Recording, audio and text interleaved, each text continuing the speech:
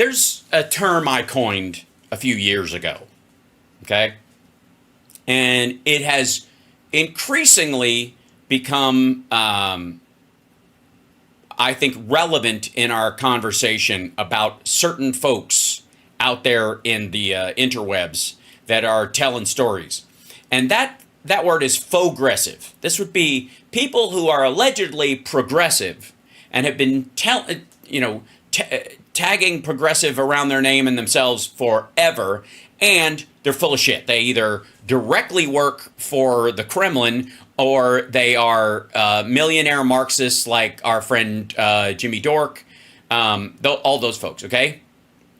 Yeah, Biden migrant crime. Yeah, and TYT I think qualifies, absolutely. They are fauxgressives. Cenk is definitely one because he spent his entire congressional campaign and he spent millions of, $5 million to get 5% of the vote, but just enough to stop a woman, a Democrat, from getting the spot and giving it over to a Republican, basically being a spoiler candidate to guarantee that seat did not go to a Democrat, and more specifically, a woman Democrat. Now, that said, there was also a dude, I don't know if you remember, but his Lee Camp used to be a comedian, allegedly. I say that because I have seen his stand-up. And beyond the fact that I have an issue with what I call clapter, which is when, it's especially dangerous around political comedy, is that instead of laughing, people go, I agree. So true. That's not laughter. You can be a political philosopher. You can talk about shit. Nobody's saying that. But don't call yourself a stand-up comedian if what you get is clapter at best. Okay? If you just get a like-minded crowd that just applaud what you say, and none of it is funny, most of it is just mean or shitty. Now, there was a period which it almost seemed like Lee Camp was looking for an off-ramp. And that happened when RT, the Russia Today channel, left the airwaves in the United States. They weren't kicked off by the government. They were not forced to leave, any of that stuff. After they attacked Ukraine, the Russia shut down RT and split because they didn't want to have to register as foreign agents, and that's exactly what they are. It is state-run, it is state-paid for, and they don't want to have to turn over that paperwork. And everybody who was working for them was out of a job, right? And there were a few of them that were like strange bedfellows. Our friend Tom Hartman was on there for a short time, and a couple of others, and you're just kind of like, that's disappointing. But ultimately, it did not change the tenor of what they were saying, or darken, certainly, the tenor of what they were saying, right? Lee Camp was not like that. Lee Camp became just kind of America sucks prick. I love Tom, too, and there's a couple of blind spots he has that I will ask him about when I see him. But I adore him, but I don't get why he has fucking Richard Wolff on his show, who's a total fraud and an asshole, and I don't get why he was on RT. It just makes no sense to me, especially the amount of venues that are open to you. Just fucking don't. Yeah, so RT was Russian propaganda, and Lee Camp was lecturing us all on, freedom and the betterment of humanity and how people are treated unjustly by the police or the legal system or something, all the while having his rent paid by Vladimir Putin. And so it should come as no surprise that his thumbnails now look like this. This is not on his RT channel because that's gone. This is the kind of stuff he's doing on his own. So at some point after RT shut down, apparently he was like, okay, I'll just kind of go back to being like a counterculture comedian pushing back against the power structure of the U.S. government, that kind of thing. And I don't need to take Russia's money anymore. And then I guess recently he just said, fuck it. You know what I mean? Bucha wasn't that big of a deal. Who cares about rape squads and the like? Their money's as green as anybody else's as long as it gets here. This is literally this is one of his fucking thumbnails. This is Sergei fucking Lavrov, Russia's top diplomat, destroys NATO in speech. Okay, first of all, No, we didn't. I don't know if you guys know this, but NATO has never been stronger.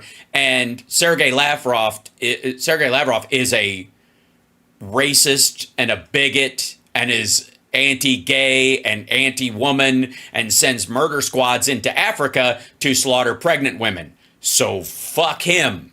And even if there's a broken clock moment where he says something that you go, yeah, of course the sky is blue, but it's not because God wants it that way. It's because light refracts out of the ice, across the ice crystals that are in the sky, and our eyes pick it up as blue because that's a positive perception for us, not because it's inherently blue, right? But he can say the sky is blue, and we can agree on that temporarily, right? That's even if he has that, you don't advertise your agreement with him, especially on whatever the fuck he's talking about. Now, what he says in this, no idea. Not even sure I care to find out, because that's not the point.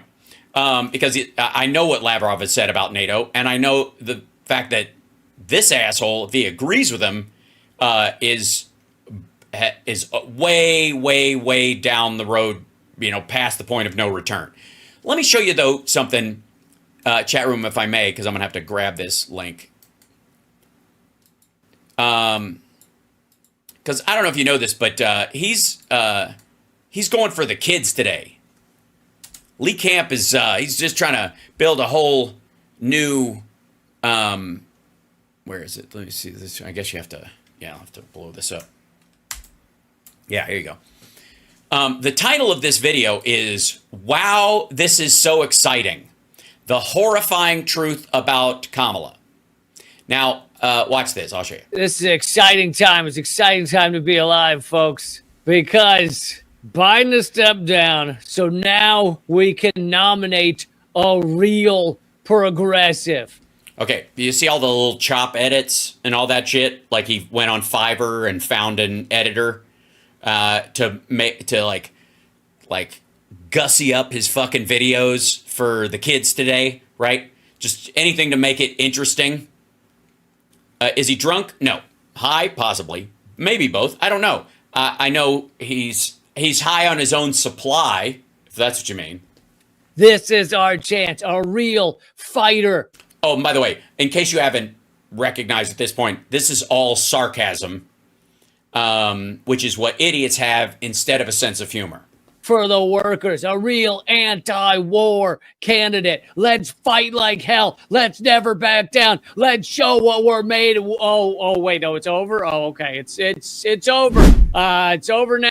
Yeah, see all the snappy edits. Jesus Christ, I feel like I'm watching MTV in 1990. Now, apparently, but man, did we fight. That was a hard-fought battle, everybody. Thank you for all we were able to do over the span of that 3 days. Really, I enjoyed fighting alongside you for a real progressive. The Guardian is announcing that Kamala Harris has enough delegate support. By the way, also, it isn't that the Guardian is announcing this. This was everywhere at the same time. But I maybe... What the fuck is he talking about? MG, I have no idea. Other than the fact that he apparently thinks that Biden stepped down, which he didn't. Biden is still the president of the United States currently and shall be until January of next year. He is not continuing the campaign. Kamala Harris will be the head of the ticket. He's a Jill Stein. He wishes. I think he wants some of that sweet, sweet Jill Stein money. To become the Democratic nominee. They're saying Kamala Harris already has the number of delegates needed to be the nominee. And here is what the fancy editing, I can't even deal. Chuck Schumer said. He's so cutting edge, and that's what I like about it. Look, sarcasm. I can do it too. It's so easy. It's almost like it requires no thought at all. What I just did there was verbal irony, which is different. About this, epic fight. So now that the process is played out, from the grassroots bottom up, we are here today to throw our support behind Vice President Kamala Harris. I'm clapping. You don't have to. By the way, that's for press and stuff. So the press, it's not an audience. He's saying this the press isn't supposed to applaud that shit. Not only does no one clap, but did he just say he didn't? That no one clapped because he's not in front of an audience. He's in front of the press. He may have forgotten that because he was so excited about it. Who cares? But that's why. The process has played out. That was it. That was. Yes, the woman who is currently our vice president and was elected as part of the ticket, the head of the ticket, who would have continued, by the way, unlike Mike Pence, who was threatened with death if he continued doing anything like showing up in public. She just gets his delegates because we voted for him, and that included her. And we're all cool. So this is a great example of faux-gressive. This guy pretending to give a shit about workers' rights or health care, any of that shit, right? This is what this is. And it's good to see this in its kind of wild form in terms of him or Jimmy Dore, right? Because both of them they're doing exactly what TYT does. They just do it with crayons and hammers. They just do it in an exaggerated dipshit kind of a way, so they don't get away with it as clearly. Most of the people who, on our side of the aisle who would even come across this would go, fuck you, But he's saying the exact same thing TYT is saying. He's just saying it more blatantly, more, with a little more misogyny. Yeah. He's a lamer version of Jimmy Dore. I don't even know that that's possible. Was the grassroots bottom-up fight over who's going to be the Democratic nominee for president was what, 3 days? This is just a crazy level of gaslighting that the process has played out. It was one hell of a process to decide Kamala Harris is now the Democratic nominee. For the record, let me clear up something also. At no time was this guy going to vote for any Democrat? Zero chance. You want to talk about gaslighting? Gaslighting is pretending you give a fuck about what a party does when you are never, ever, ever going to actually vote for those people. And if you don't believe me, look at Jimmy Dore's attitude towards Bernie Sanders right now. Hey, let me tell you this. I don't know about you, but I'm excited. Think about what this will mean for America if Kamala Harris wins the presidency. I'm excited to finally have a woman as the face of this genocide going on in Gaza. Finally, a female will be the one. Right. Okay. So that's the sales pitch right now. By the way, the talking point out of the Kremlin right now is that the genocide in Gaza is not an act of Israel. It is an act of the United States, that because we are aligned with Israel and because we give, by the way, I'm sure there could be an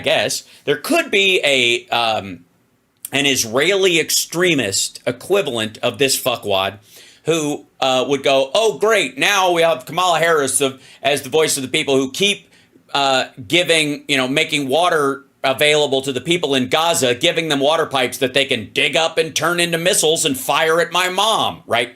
Same shit.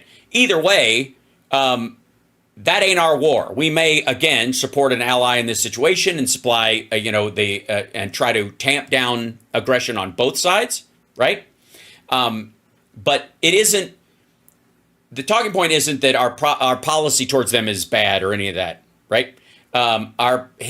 His attitude is that Israel doesn't exist at all. It is a 51st state. That, by the way, that is true of any country that is at war that we aren't at war with. Because according to this asshole and Jimmy Dore, and I'm sure if you scratch below the surface, everybody at TYT, that if there's a country out there that is at war with another country and we're not playing a part in it, that's our version of tacit support.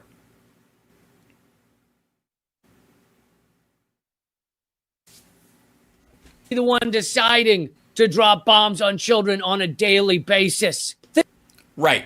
See that? So now Kamala Harris is now Benjamin Netanyahu. Regardless of what she just said the other day and the terse words she had with him, and the fact that after speaking to her, Netanyahu had to run off to Mar-a-Lago to get his balls gargled. Think of how far this country has come. We used to be a country where that we wouldn't even let women vote, nor people of color. And we have advanced, we have grown, we have evolved to a... See, this would be more of the sarcasm I was telling you about. This is effectively, it's snark in lieu of actual political discourse. Yeah, anyways, and again, it doesn't improve. It doesn't get better. There's not a point that he launches into. There's not an element of that argument where they're like, oh shit, okay, I see where he's going with this, and therefore an addendum to this conversation can be found. Not at all.